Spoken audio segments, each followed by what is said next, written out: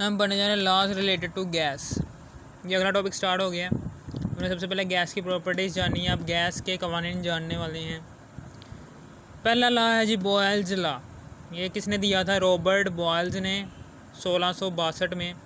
उसने कहा था the volume of a given mass of a gas is inversely proportional to the pressure at constant temperature. Okay, volume जो सा है वो प्रेशर के इन्वर्सली प्रोपोर्शनल है गैस का, ठीक है ना। फिक्स्ड मैस है उस गैस का और एट टेम्परेचर कांस्टेंट टेम्परेचर, ठीक है ना। वॉल्यूम इज इक्वल टू के ओवर पी है। अब यहाँ पर हमने के लिया है, एक कांस्टेंट है, ये एसआई यूनिट में एक कांस्टेंट आता है, उसका नाम होता है के। ये के होता है प्रोपोर्शनलिटी कांस्टेंट इसे कहते हैं, और इसकी वैल्यू ये क्या करता है, ये प्रोपोर्शनल साइन को ख़त्म करके बराबर इक्वल लेकर आता है, वी इज इक्वल टू के ओवर पी। और के की कीमत जो सी होती है ये 1 होती है, ठीक है। ये भी याद रखना है कि के इज इक्वल टू 1 होता है एसआई यूनिट्स में, और ये पी जो सा है उधर चला जाएगा, और कांस्टेंट की कीमत आ गई जी K is equal to V P. ये क्या है?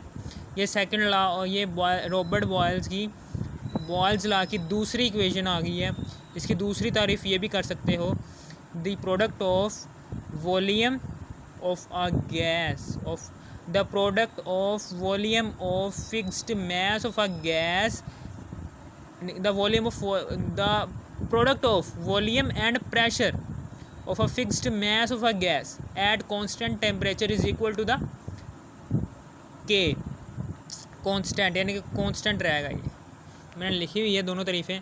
The volume of a given mass of a gas is inversely proportional to the pressure to its pressure provided the temperature remains constant, ठीक है ना। यानी कि एक सिलेंडर है, उसमें गैस भरी हुई है, उसका मैस क्या है? फिक्स्ड है, फिक्स्ड मैस है उसका।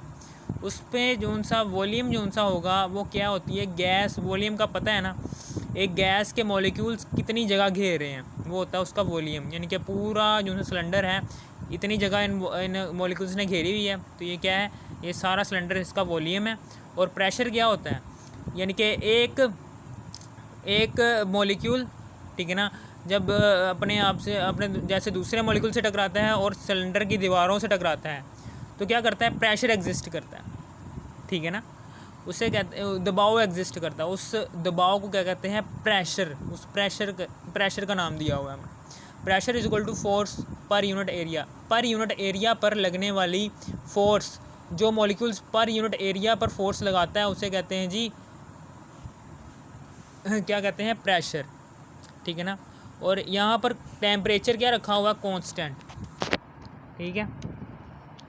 टेम्परेचर इस पूरा का कांस्टेंट रखा हुआ है, टेम्परेचर कांस्टेंट है, और फिक्स्ड मैस है, फिक्स्ड मैस, ठीक है ना। Fixed mass of a gas, एक गैस का फिक्स्ड मैस है, ठीक है ना। मैस का पता है ना, जो उनसे डेंसिटी में आता है। ये मैस क्या है? ये है ये वाला मैस। मैस का यूनिट क्या होता है? केजी। टेम्परेचर का यूनिट क्या होता है? केल्विन। ये मैं आपकी याद दहानी के बता रहा हूँ। वॉल्यूम का यूनिट आता है मीटर क्यूब, और ये जो सा वॉल्यूम और प्रेशर का यूनिट होता है पास्कल। ने बहुत से यूनिट्स पढ़े थे, पास्कल, न्यूटन पर मीटर स्क्वायर। मैं आपको सारे यूनिट यहाँ पर लिख देता हूँ। पास्कल, न्यूटन पर मीटर स्क्वायर, ठीक है। फिर उसके बाद पीएसआई, फिर उसके बाद आता है टॉर, टार के बाद आता है हमने मिलीमीटर, एचजी भी पढ़ा था, ठीक है ना। फिर मिलीमीटर, H2O, ये सारे किसके यूनिट्स हैं?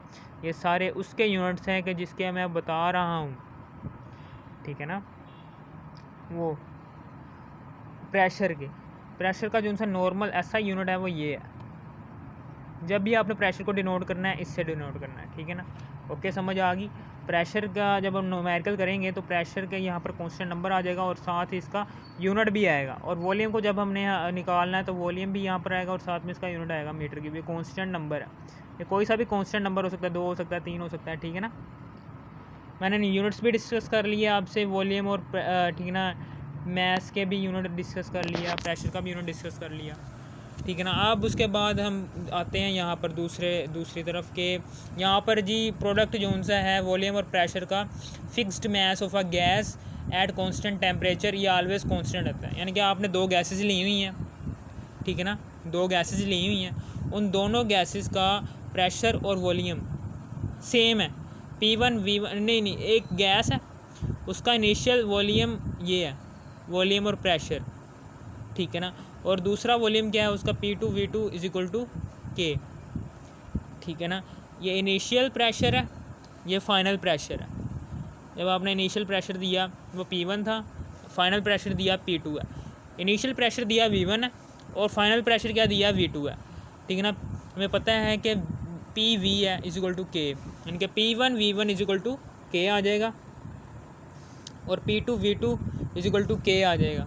हमने इस इक्वेशन को इस्तेमाल करते हुए, ठीक है ना, इनिशियल प्रेशर और फाइनल प्रेशर और इनिशियल वॉल्यूम और फाइनल वॉल्यूम इनकी एक इक्वेशन बना ली और उन इक्वेशंस को आपस में कांस्टेंट कर दिया, इक्वल कर दिया, क्योंकि हमें पता है कि एक साइड अगर बराबर हो जाए, इक्वल के एक साइड बराबर हो जाए तो दूसरी साइड भी बराबर हो जाती है। P1 V1 is equal to P2 V2, ठीक है ना। ये आ गया हमारे पास एक और रिलेशन, ठीक है ना, कि जिसमें हमें ये बताया जा रहा है कि इनिशियल प्रेशर, ठीक है ना, हमें ये बताया जा रहा है कि यहाँ पर बताया जा रहा है कि initial the product of initial pressure and volume of a fixed mass of a gas at constant temperature is equal to the final pressure and volume product at constant temperature of a fixed mass of a gas. Fixed mass of a gas और constant temperature, ये दो बातें आपने लाजमी बतानी है। ये नहीं बताओगे तो आपकी तारीफ डेफिनेशन गलत हो जाएगी कि उस गैस का एक प्रॉपर फिक्स्ड वॉल्यूम है, फिक्स्ड वॉल्यूम कह रहा हूँ, फिक्स्ड मैस है, ठीक है ना, मैस उसका फिक्स्ड है, उसका मॉलिक्यूल्स का मैस फिक्स्ड है, ठीक है ना। बढ़ा नहीं रहे उसको, ना हम बढ़ा रहे हैं ना हम उस पर यानी कि वॉल्यूम जो सा, यानी कि मैस जो सा वो गैस का फिक्स्ड है, हम उसको बढ़ा नहीं रहे, ठीक है ना। टेम्परेचर भी कांस्टेंट रख रहे हैं उस सिलेंडर पर, जो सा टेम्परेचर लग रहा है वो भी कांस्टेंट है। टेम्परेचर का पता है ना, हीट होती है ये, ठीक है ना, हीट प्रोवाइड करते हैं उसे कहते हैं टेम्परेचर। वो भी टेम्परेचर भी कांस्टेंट रखा हुआ है, जितना P1 V1 में था उतना ही P2 V2 में अप्लाई किया हुआ है, टेम्परेचर भी कांस्टेंट है, ठीक है, समझ आ गई।